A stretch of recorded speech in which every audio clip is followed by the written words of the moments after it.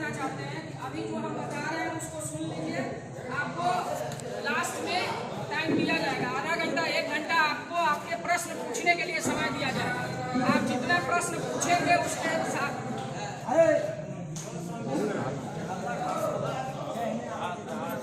आप जितना प्रश्न पूछेंगे उन सारे प्रश्नों का उत्तर दिया जाएगा।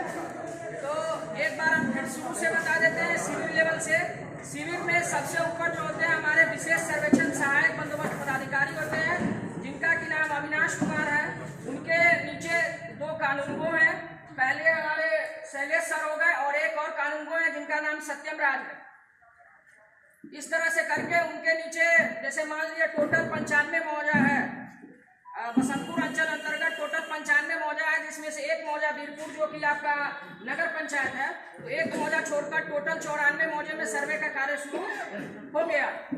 तो उस 94 मौजे में हर अमीन पे किसी अमीन को 4 मौजा है, किसी अमीन को 5 मौजा है। हो सकता है वो एक पंचायत में 2 मौजा हो या किसी एक पंचायत में 1 मौजा भी हो सकता है। तो इस तरह से सब डिवाइड किया गया। अब हम आते हैं, परिचय तो हो गया। अब हम आते हैं कि आज जो आप लोग यहाँ इकट्ठा हुए हैं उसका मकसद क्या है, ये सर्वे क्यों कराया जा रहा है। सर्वे पहले भी हुआ था, इस सर्वे पहले वाले सर्वे से किस तरह से अलग है, यह सारी चीजें हैं। तो स्टार्ट करते हैं इस सर्वे में। सबसे पहले जब सर्वे का प्रक्रिया शुरू होता है तो प्रपत्र 1 होता है। अब यह प्रपत्र 1 क्या होता है, प्रपत्र 1 होता है उद्घोषणा।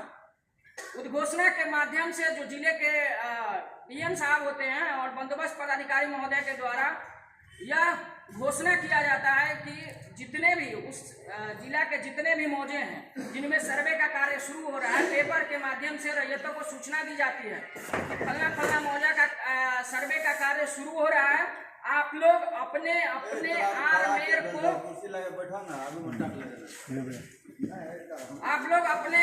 आरमेर को सही कर ले। यह पॉइंट जब आप कोई पेपर का कटिंग देखेंगे मिलेगा, उसमें यह पॉइंट लिखा होता है। इसका बहुत ही मतलब महत्वपूर्ण है आप लोग के लिए, क्योंकि कहा जाता है कि आप अपना आरमेर सही कर ले, यानी कि जो आपका दखल है, जैसे जो आपका दखल पोजीशन है उत्तर दक्षिण पूर्व पश्चिम 4 चौहदी होगा, उसको आप अपना एकदम सही कर लें। इसलिए कहा जाता है क्योंकि इस बार का सर्वे जो है पहले वाले सर्वे से अलग है। पहले क्या होता था कि एक ब्लैंक शीट मिलता था, उस पर अमीन साहब के द्वारा आपको मुरब्बा लाइन, टाई लाइन वगैरह खींच के उसको 7 जरी 12 जरी में डिवाइड करके उसमें नक्शा हाथ से बनाते थे। लेकिन इस बार वैसा सिस्टम नहीं है। इस बार क्या है कि एरियल फोटोग्राफी और सैटेलाइट के माध्यम से नक्शा तैयार होता है। कैसा? एरियल फोटोग्राफी और सैटेलाइट के माध्यम से नक्शा तैयार होता है। इसमें क्या होता है कि ऊपर से आपके खेत का हूबहू जैसा अभी वर्तमान में पोजीशन है, सेम टू सेम वैसा नक्शा बन जाता है। इसमें होता क्या है कि जैसे आप अपने खेत में मान लीजिए देते हैं ना, वो पानी पटाते वक्त में आर में वो भी आ जाता है, तो उसका भी आगे प्रोसेस बताएंगे। तो इस तरह से अपना जो डिजिटल सर्वे है उसमें नक्शा तैयार होके आता है। उसके बाद आगे बढ़ते हैं कि प्रपत्र 2 क्या होता है। प्रपत्र 2 होता है स्व घोषणा, जिसमें कि रैयत लोग घोषणा करते हैं कि आप जिस भी जमीन को जोत के खा रहे हैं उसका कोई एक वैलिड पेपर होगा, दस्तावेज होगा, चाहे वो केवाला हो, खतियान हो, बस्ती हो या बास्केट पर्चा या कोई सा भी जमीन हो। तो उसके माध्यम से आप उसमें भर के देते हैं कि यह जमीन को हम जोतते हैं, इसका खाता, खेसरा, रकबा, चौहद्दी, जमाबंदी यह। तो वो प्रपत्र 2 फॉर्म में आपको यह भर के जानकारी देनी होती है। और उस प्रपत्र 2 के साथ में आपको जो भी आपके जमीन का कागजात हो, केवाला हो, रसीद हो, आधार कार्ड हो या आपको बास्केट पर्चा हो, खतियान हो या कोई भी डॉक्यूमेंट है या बदलानामा है या गिफ्ट है, कोई भी है, आपको उसका एक छाया प्रति करके उसके साथ प्रपत्र 2 के साथ लगाना होता है।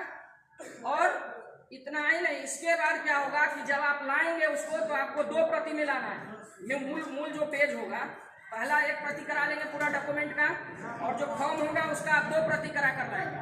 दूसरी प्रति जो भी मौजे के संबंधित अमीन है, या ये शिविर ही हमारा जो शिविर है, ये भगवानपुर शिविर ये हुआ है, यही हमारा सेंटर पॉइंट रहेगा पूरे बसंतपुर अंचल का। तो आप शिविर में आके हमारे क्लर्क महोदय हैं, उनका नाम देवेंद्र करा सकते हैं, लेकिन आप जिनको भी जमा कराएंगे एक प्रति रिसीविंग आप अपने पास जरूर रख लीजिएगा, और उस रिसीविंग पे ऊपर में रजिस्टर का सीरियल नंबर होगा, वो सीरियल नंबर जरूर चढ़ा लीजिएगा। या तो आप अपने मौजे में अगर मिलते हैं अमीन साहब से तो अमीन साहब को दे दीजिएगा, या आप शिविर में भी आके जमा कर सकते हैं। इसके अलावा आप चाहे तो ऑनलाइन भी जमा कर सकते हैं, अगर आपको सुविधा हो, जिसमें आपको सुविधा लगे वह काम आप लोग कीजिएगा। ऑनलाइन के माध्यम से भी आप उसका प्रपत्र 2 डाउनलोड कर सकते हैं और उसका ये ऑनलाइन ही कर सकते हैं। तो आपको दोनों सुविधा है, या तो आप ऑनलाइन के माध्यम से कीजिए या ऑफलाइन के माध्यम से। इसके बाद क्या होता है कि जब उद्घोषणा हो जाता है किसी ग्राम का, तो उसके बाद जैसे अभी हम लोग ग्राम सभा कर रहे हैं, तो इसके माध्यम से सारे पंचायत के जितने भी गांव होते हैं उनके लोगों को यह जानकारी दी जाती है, जनप्रतिनिधि लोगों को जानकारी दी जाती है। इसमें हमारे माननीय मुखिया जी से भी लोग पहले मिले हैं, गाँव के वार्ड सदस्य से भी लोग मिले हैं पहले, ताकि उनको जानकारी दी जाती है। क्योंकि जैसे स्टेप बाय स्टेप है, मुखिया जी तो वार्ड सदस्य को कहेंगे, वार्ड सदस्य अपने ग्राम में जितने भी लोग हैं उनको कहेंगे। तो इस तरह से गांव के लोगों को भी सूचना दी जाती है कि आप लोग आज आए, सर्वे के बारे में जाने कि यह क्या हो रहा है, कैसे है। तब तो अगर मान लीजिए सीधे डायरेक्ट हम आपके यहाँ पहुँच जाएंगे तो आपको भी पता नहीं चलेगा ना कि हम कौन है, क्या करने आए। तो इस माध्यम से एक विस्तृत सर्वे की सारी जानकारी दी जाती है सभा का बैठक करके, जिसमें सारी चीज़ें एक एक करके विस्तृत में बताई जाती है। उसके बाद क्या होता है, जब आम सभा खत्म हो जाता है उसके बाद बहुत सारा प्रोसेस है जो चलता रहता है। आप लोग को लगता होगा कि नहीं गांव का काम नहीं चल रहा, लेकिन बहुत सारी चीज़ें हैं। जैसे आपका पहले का खतियान है वो राइटिंग होता है, उसको ऑनलाइन करना होता है। तो मौजावार मान लीजिए कि जब भी आपको किस्तवार, इसके बाद का क्या काम होता है कि जब भी किसी मौजे का मान लीजिए आम सभा हो गया, ग्राम सभा हो गया, खतियान लेकर हो गया, उसके बाद एक आता है वंश ब्रिज। क्योंकि आपका गाँव है तो उसमें कुछ ना कुछ खतियानी जमीन होगी, सर्वे हुआ है तो खतियानी जमीन होगी, तो आपका वंश ब्रिज भी बनेगा। तो उसके बाद का जो प्रोसेस है वो वंश ब्रिज बनेगा। वंश ब्रिज जब बन जाएगा, वंश ब्रिज बनने के बाद का प्रोसेस है कि आपके गांव का सीमांकन होगा। जैसे जो भी त्रिसीमाना है आपके गांव में होता है, हर गांव में किसी में 1 होता है, किसी में 2 होता है, किसी में 4, किसी में 10 भी हो सकता है, गांव के ऊपर है जितना। तो जो भी आपके गांव का त्रिसीमाना है, तो त्रिसीमाना क्या होता है सबसे पहले यह जान लीजिए। त्रिसीमाना ऐसा है जहाँ 3 गांव का सीमा आपस में आकर के मिलता है, टकराता है या मिलता है, जो भी है, उस पॉइंट को हम लोग त्रिसीमाना कहते हैं। त्रिसीमाना फिक्स करने के लिए जिस दिन भी त्रिसीमाना फिक्स होगा उस दिन 3 गांव का जो भी सटा गांव होगा, मान लीजिए भगवानपुर से सटे कोई 3 गांव मिल रहे होंगे जहाँ पे, उस पॉइंट पे तीनों अमीन अपने अपने मौजे से लेकर के आएंगे। अब उसमें क्या होता है कि मुस्तकिल खोजते हैं। अब ये मुस्तकिल क्या होता है, मुस्तकिल ऐसा चीज होता है जो 40 साल 50 साल बाद भी उसका स्वरूप चेंज नहीं होता है। जैसे मान लीजिए कोई कुआं है, पहले भी था, आज से 40 साल पहले भी था और अभी भी वर्तमान में। कोई भवन है, जैसे मान लीजिए सरकारी भवन है, हॉस्पिटल है, 50 साल पहले भी था अभी भी है। या कोई मान लीजिए खेत का चौमेरा होता है जहाँ 4 मेर आके आपस में मिलता है, जो उस समय में भी था और अभी भी।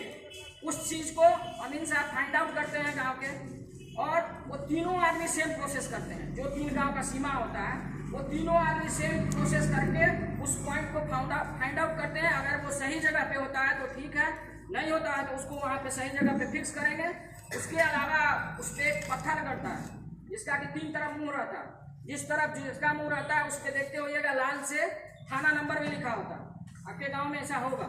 जो अमीन साहब भी होंगे वो नापी करते होंगे तो कभी कभी सुनते होइएगा ना, त्रिसीमाना से उठा के दे बातें है ना, त्रिसीमाना से उठा के। तो वही चीज है, जब आपके गांव का पूरा त्रिसीमाना फिक्स हो जाएगा उसके बाद अमीन साहब आपके जो भी मौजे के अमीन होंगे वो आपका सीमा भी वेरीफाई कर लेंगे कि सीमा सही है कि नहीं। जब सीमा का सत्यापन हो जाता है उसके बाद बारी आती है आबादी की। हमारा जो नक्शा बनता है इस बार का जो नक्शा है वो 2 प्रति है, 16 के स्केल पे और 64 के स्केल पे। तो 16 के स्केल पे क्या है कि जो चास की जमीन होती है, बाद की जमीन जो होती है, तो वो क्या है कि उसका छोटा छोटा स्केल रहता है, 16 स्केल पे है। और जो आबादी रहता है, मान लीजिए किसी का घर है तो मान लीजिए उसका मुंह 10 फीट है, 20 फीट है, किसी का 15 फीट है, तो उसको स्केल पे थोड़ा सा उठाना दिक्कत होता है, इसीलिए उसको 4 गुना करके 64 के स्केल पे अलग किया जाता है ताकि काम करने में सुविधा हो। लेकिन बाद में जब नक्शा आएगा तो वो ज्वाइन हो जाता है।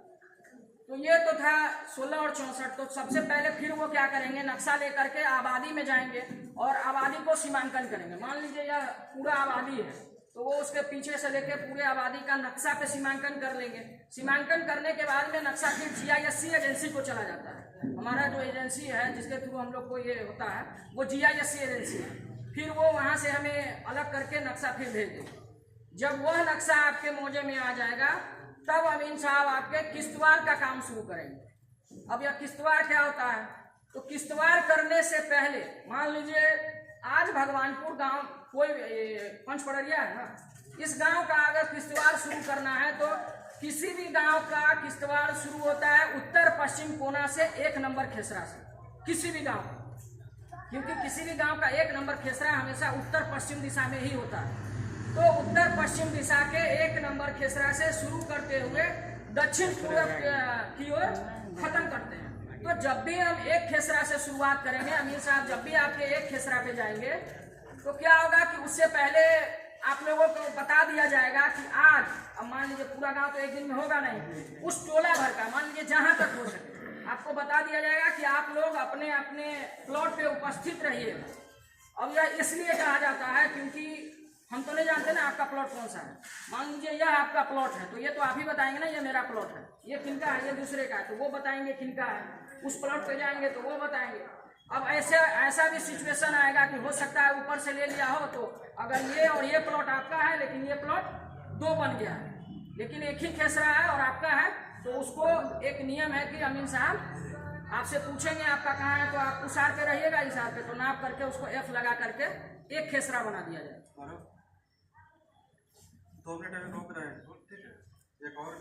फिर से हम इसको रिपीट कर देते हैं। किश्तवाड़ में क्या होता है कि जिस भी मान लीजिए कि मौजे का, अभी हम मान लेते हैं पंचपड़रिया में खड़े हैं ना, इसी मौजे का अगर सर्वे करना है और मान लेते हैं कि 1 नंबर खेसरा यही है, तो यहाँ से आसपास जितना एक दिन में सर्वे हो सकता है उतने रैयत को हम जानकारी दे देंगे। अब जैसे मान लीजिए हम आपको कह देंगे यहाँ आपका जमीन है, वो पूछ के चले जाएंगे ना 1 खेसरा में किनका जमीन है, आप बता दीजिएगा, तो आपका भी फर्ज बनता है कि आप इनको बता दीजिएगा हो आप कल चला तोरा वहाँ रहना जरूरी। अब हम यह इसलिए कह रहे हैं क्योंकि बहुत ऐसे केस में होता है, ज़्यादा नहीं 10% ऐसा होता है, 15% अगर रैयत उपस्थित नहीं है तो जो चलाक रैयत है वो बगल में लिखा देते हैं कि हमारा जेन्युइन जो होता है, तो यह आपकी जिम्मेवारी है कि आप वहाँ पे उपस्थित रहिए, क्योंकि हमें नहीं पता है यह प्लॉट किसका है और यह प्लॉट किसका है। इससे कोई दिक्कत नहीं होगा, इससे कोई दिक्कत नहीं है, लेकिन क्या है थोड़ी देर के लिए परेशानी बढ़ जाए क्योंकि यह सर्वे स्टेप बाय स्टेप होगा। अब आपके प्लॉट का जब हम सर्वे करते हुए आगे बढ़ जाएंगे तो फिर दोबारा हम तो आएंगे नहीं, क्योंकि बाहर हम अपना वहाँ छोड़ेंगे नहीं ना। आप अगर कल आइएगा कहिएगा चलिए हमारा कर दीजिए, तो यह संभव नहीं है। एक चीज और क्लियर अभी कर देना चाहते हैं कि जो भी किश्तवाड़ होगा 1 नंबर खेसरा से उत्तर पश्चिम कोना से शुरू होगा। यह नहीं कि आइएगा कोई आदमी मान लीजिए उनका 10 जगह खेत है तो कहिएगा आज ही हमारा सब कर दीजिए, तो ये कृपया नहीं कीजिएगा, इससे आप ही लोग को दिक्कत है, क्योंकि उसमें नया नंबर पड़ता है, अगर बाहर गड़बड़ा जाएगा तो फिर वो दिक्कत हो जाएगा नक्शा में। जो अमीन साहब होंगे, जो पुराने लोग हैं सर्वे के, वो भी हमारी बात को बहुत अच्छी तरह से समझ रहे होंगे। तो यह चीज़ नहीं कीजिएगा, थोड़ा पैसेंस दिखाइएगा, क्योंकि एक भी प्लॉट नहीं छूटेगा। उस गांव में अगर 5000 प्लॉट है तो 5000 प्लॉट पर अमीन साहब जाएंगे और उसका सर्वे करेंगे। तो आप लोग हड़बड़ा मत जाइएगा कि नहीं आगे चलिए हमारा सब कर दीजिए, अभी नहीं किए भाई यहाँ है वहाँ है, तो ऐसे नहीं कीजिएगा। वो अपना बहर पकड़ के चलते रहेंगे।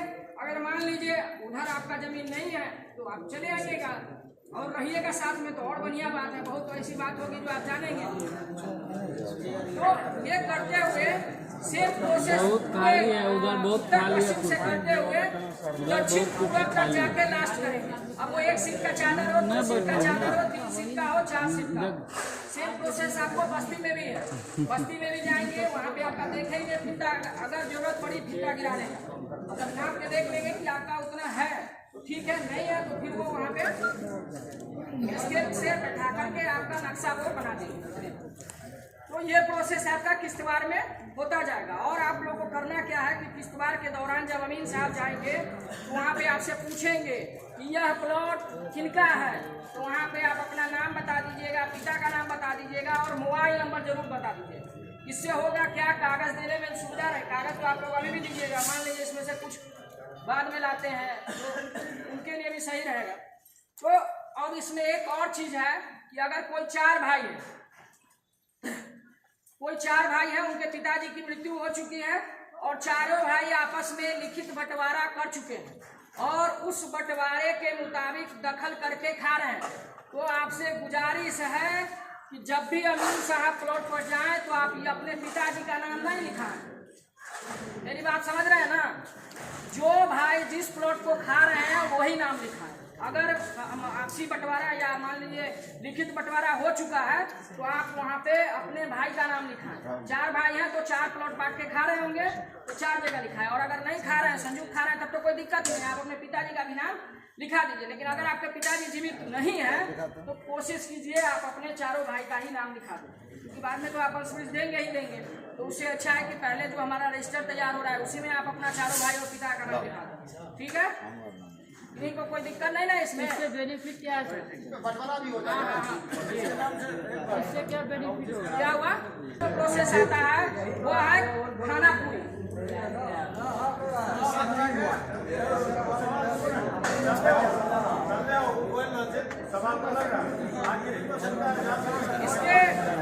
इसके बाद जो आता है प्रोसेस इस प्रकार का, आप जान लें उत्तर पश्चिम से दक्षिण पूर्व तक जाएंगे, जहाँ सीधा मोजा हो 1 सीट 2 सीट 4 सीट 5 सीट खत्म करने के बाद तब आता है हमारा काम खाना पूरी का।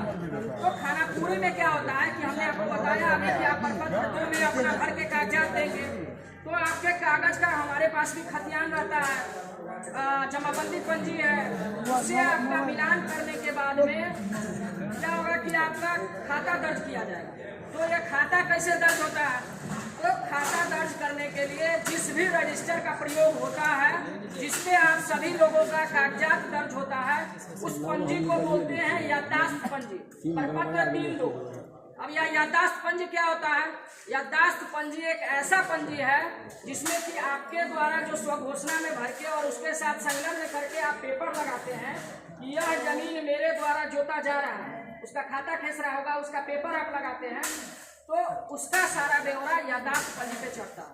उसमें बहुत सारे कॉलम होते हैं, जैसे मान लीजिए नया खेसरा होता है, याददाश्त क्रमांक संख्या होता है, नया खेसरा, पुराना खेसरा, पुराने खतियानदार का नाम जो जिसका पहले खतियान था, वर्तमान दखलकार का नाम। अब देख लीजिए जो हमने किश्तवाड़ में लिखा था, रजिस्टर बनाया था, वहीं से हम उसमें उठा के दखलकार का भी नाम लिखेंगे, वर्तमान दखलकार का। हमने बताया था कि अगर कोई दूसरा लिखा लेता, अब जब आप कागज दीजिएगा उस खेसरे का, कोई दूसरा नाम लिखा दिया रहेगा और कागज आप दीजिएगा तो वहाँ तो आपका नाम मैच नहीं करेगा। मेरी बात समझ गए ना? अगर कोई दूसरा आपका प्लॉट लिखा लिया वही खेसरा, उस खेसरे का तो कागज आप ही देंगे, उसका प्लॉट वहाँ नहीं है लेकिन कागज आपके पास है, तो अब वो यहाँ पकड़ाएगा।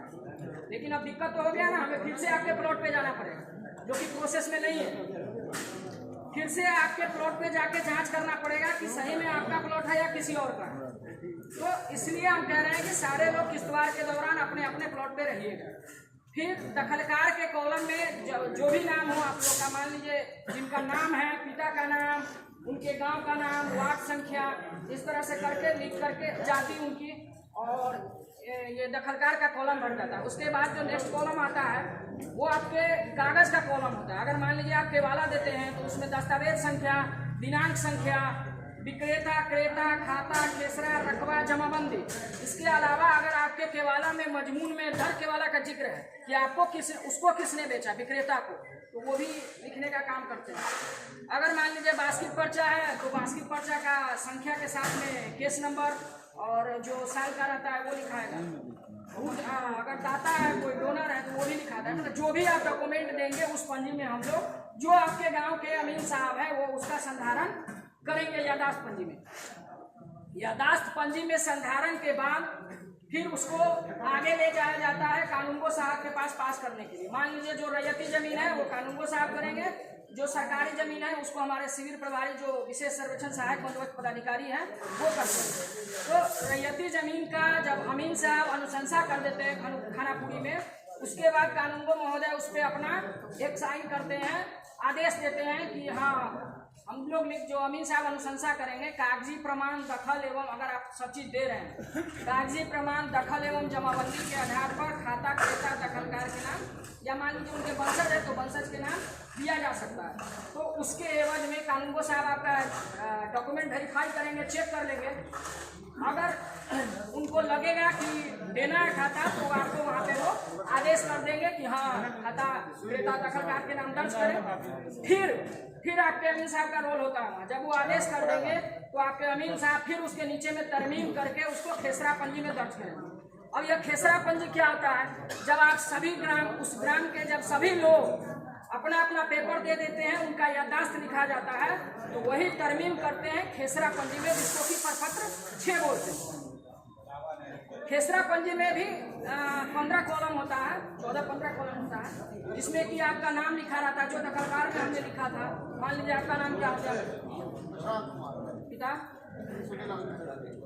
प्रशांत कुमार, पिता सोनेलाल मेहता, जाति कोयरी, निवासी निजग्राम, वार्ड नंबर 2 या जो भी है, मतलब जो भी है आपका वो लिख देंगे। उसके बाद से उसमें नया खेसरा रहता है, पुराना खेसरा रहता है, किस्म जमीन का रहता है। अब जैसे मान लीजिए वो किस बार के समय में ही जब हम प्लॉट पर जाते हैं, जो अमीन साहब जाते हैं, तो वो देख लेते हैं यह धनहर है या बीट है, इस पे पोखर है, तालाब है, व्यवसायिक है, मकान है, आवासीय है, तो वो चीज़ वहीं पे लिखा जाता है। तो वो चीज़ सभी रहता है उसमें। जब आपका पूरा एक खेसरा से लेकर के मान लीजिए किश्तवाड़ के दौरान आपके यहाँ नया खेसरा 4000 बन गया या 4500 बन गया, तो जब पूरे 4500 खेसरा का खाना पूरी हो जाता है, उसके बाद में उसका पर्चा तैयार किया जाता है, ऑनलाइन एंट्री किया जाता है। ऑनलाइन जो खेसरा पंजी में है सेम चीज को आपको पर्चा में बना दिया जाता है। वह पर्चा आप लोगों के बीच में वितरित किया जाता है, पर्चा को निकाल करके। और पर्चा का वितरण इस प्रकार से होता है, मान लीजिए पंचायत सरकार भवन है कोई भी, या कहीं किसी गांव में पंचायत भवन होगा, या कोई भी जैसे सामुदायिक भवन है जहाँ पे 10-20 लोग आराम से बैठ सको, उस स्थान पे पहले ही आपको सूचना दी जाएगी कि आज फलना तारीख को ग्राम इतना इतना में खाना पूरी पर्चा एवं एलपीएम वितरण किया जाएगा, मतलब जो भी है। और आपके जो भी जनप्रतिनिधि लोग हैं उन लोगों को भी जानकारी दे दी जाएगी कि आज आपके यहाँ पर्चा बंटने वाला है। तो उस दिन सभी लोग अपना आधार कार्ड लेकर के पर्चा ले लें। अब यह पर्चा आप लोग को क्यों दिया जाता है, कोई बताएंगे? देखने के लिए नया पुराना नंबर बना आपके नाम से, और बंदोबस्त का आधार पर जमीन आपका हुआ। और कोई लोग? और कोई लोग? हाँ बोला जाए।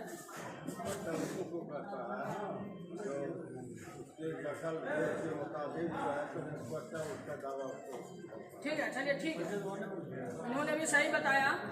कुछ चीज़ है जैसे पर्चा आपको इसलिए निर्गत किया जाता है कि हमने जो आपका अभी तक काम किया, आपका हमने किश्तवाड़ किया, खाना पूरी किया, सब चीज़ कर दिया, तो अब आप भी तो देखेंगे ना कि हमारा क्या काम हुआ है।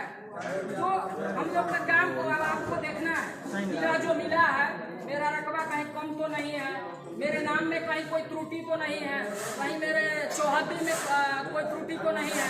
तो यह सारी चीज़ें आपको देखने के लिए दिया जाता है। अब अगर मान लीजिए सब चीज़ सही है तो आपको कुछ नहीं करना है। मान लीजिए अगर उसमें त्रुटि आ जाती है, पर्चा मिला ह्यूमन एरर 5% एरर, मान लीजिए टेक्निकल टाइप करते हुए किसी का हर्च का टूट गया या कुछ छूट गया या गलत हो गया, तो उसके लिए प्रपत्र 8 है, जिसमें आप अपना आपत्ति देते हैं भर करके। तो यहाँ सिविल में आप वो भर के देते हैं, जिसमें आप अपना जो भी आपका बात रहता है उस फॉर्म में लिख के देते हैं कि हाँ केवाला में रकबा कम है या जो भी। उसके बाद में आप उसके साथ डॉक्यूमेंट भी लगाते हैं, आधार कार्ड का फोटोकॉपी भी लगाते हैं। तो उसके बाद एज लाइक एक कोड चलता है, जैसे आप लोग पहले वाले सर्वे में देखे होंगे, दफा 103, दफा 108, दफा 112 देखे थे ना पहले वाले। हाँ 3, 6, 8, 12 इस तरह से करते। तो सेम प्रोसेस है क्या? सबसे पहले आपको कानूनगो महोदय के पास प्रपत्र 8 में जाना है, नाम बदल गया है बस, वहाँ पे एज आपको एक डेट मिलेगा, डेट पे आपको अपना कागज लेके जाना। जब वो संतुष्ट हो जाएंगे कानूनगो साहब यहाँ, वो फिर से अमीन साहब के पास भेजेंगे, क्योंकि करेंगे तो यही। फिर अमीन साहब जाएंगे आपके प्लॉट पे। अभी जो हम बोलेंगे उसको ध्यान से सुनिएगा, इसमें बहुत बड़ा बात है। मान लीजिए आपने दावा किया कि मेरा रकबा कम अभी कर दिए 5 कट्ठा का केवाला है और आपके जोत में भी 5 कट्ठा है, और अमीन साहब जाएंगे आपके प्लॉट में, वो निर्धारित हो जाएगा। तो अब मान लीजिए यह आपका प्लॉट है 5 कट्ठे, तो हम जाके सबसे पहले क्या करेंगे, इसका उत्तर दक्षिण पूर्व पश्चिम जो मेर है उसका नाम ले लेंगे, यही करेंगे ना। अब मान लीजिए आप आपत्ति किए तो हम आप ही का प्लॉट बनाते हैं, आपसे पूछेंगे कि आपका प्लॉट कौन सा है, तो आप कहिएगा मेरा प्लॉट ये है, तो आपका प्लॉट का हम नाप कापी उठाएंगे, उत्तर दक्षिण उत्तर पश्चिम करके फिर अमीन साहब आपका रिपोर्ट कर देंगे। तो इसमें अगर आपका 5 मान लीजिए 4 कट्ठा का नक्शा आया या कुछ डिसमिल कम आया है, तो अगर वो सुधार होगा, जितना आपके दखल में होगा उतना नक्शा बन जाए। ये हो गया आपको दावा आपत्ति की बात। दावा आपत्ति के बाद भी मान लीजिए उसके बाद भी अगर आपको कोई किन्हीं को दिक्कत रह जाती है तो आप एएसओ साहब के पास आपत्ति कर सकते हैं। इसके बाद जब एएसओ साहब के पास से भी जब फाइनल होकर चला जाता है तो फिर जिला में जाता है, आपको वहाँ अगर किन्हीं को आपत्ति करना है तो वहाँ कर सकते हैं। इसके बाद क्या है कि विश्रांति का कार्य यहाँ भी होता है, शिविर स्तर पर 2 बार विश्रांति का कार्य होता है कि जो भी आदेश दिया गया, जो नक्शा कटा सही कटा कि नहीं, इसके लिए एक बार शिविर स्तर पर विश्रांति होता है और एक बार जिला स्तर पर विश्रांति होता है। उसके बाद में आपका लगान निर्धारण होता है, फिर लगान निर्धारण के बाद में भी आपका आपत्ति दर्ज होता है। किसी को लगा कि मेरा रेट ज़्यादा हो गया, कम हो गया। जब लगान निर्धारण की प्रक्रिया में खत्म हो जाती है उसके बाद प्रपत्र 20 से लेकर आज तक में अधिकार अभिलेख का प्रकाशन कर दिया जाता है। फाइनली जो गांव संपूर्ण हो जाता है उसका अधिकार अभिलेख प्रकाशन कर दिया जाता है, गैजेट के माध्यम से भी सूचना दे दी जाती है। और जब फाइनल हो जाता है तो उसकी 4 प्रति अवेलेबल हो जाती है, जो कि समाधान ध्यान दिया जाता है 1 प्रति अंचल में, ताकि वो भी अपना वेरीफाई कर लें कि जो बना है वो सही बना है या नहीं। तो इस तरह से यह हमारा सर्वे का पूरा प्रक्रिया है। अब आप लोग को समय दिया जाएगा एक एक करके, एक चीज बताइएगा। 10 लोग बोलिएगा तो किसी की बात नहीं सुन पाएंगे। अब एक एक करके बारी बारी से आप लोग पूछिएगा, आपके सारे सवालों का जवाब देंगे। उससे पहले हम एक चीज और कहना चाहते हैं कि यहाँ भी जितने भी कर्मी हैं, जितने भी यहाँ पे जो सर्वे कर्मी हैं, उन सभी लोगों को पटना निदेशालय द्वारा यहाँ पे नियुक्त किया गया, चाहे वो SSO हो, चाहे कानूनगो हो या फिर कोई अमीन साहब। यहाँ कोई एक दूसरे को प्रतिनियुक्त नहीं करता। यहाँ पे ये सारी चीजें डायरेक्ट हेडक्वार्टर निदेशालय से ही होती है। इसके बाद में एक चीज हम नोट कराना चाहेंगे, और ये कि अगर आप लोग कभी भी पेपर जमा करते हैं, प्रपत्र 2 जमा करते हैं, तो पहली बात अपने गांव के संबंधित अमीन साहब को ही कागज दीजिए। दूसरा, अगर अमीन साहब अवेलेबल नहीं है, आप किसी को काम से आ रहे हैं भगवानपुर, तो आप शिविर में आकर के क्लर्क महोदय को जमा करा दें, जिनका नाम देवेंद्र कुमार मंडल।